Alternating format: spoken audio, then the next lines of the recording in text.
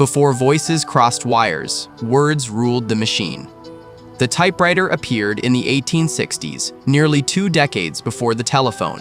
It gave writers, businesses, and newspapers a way to produce text faster than ever before.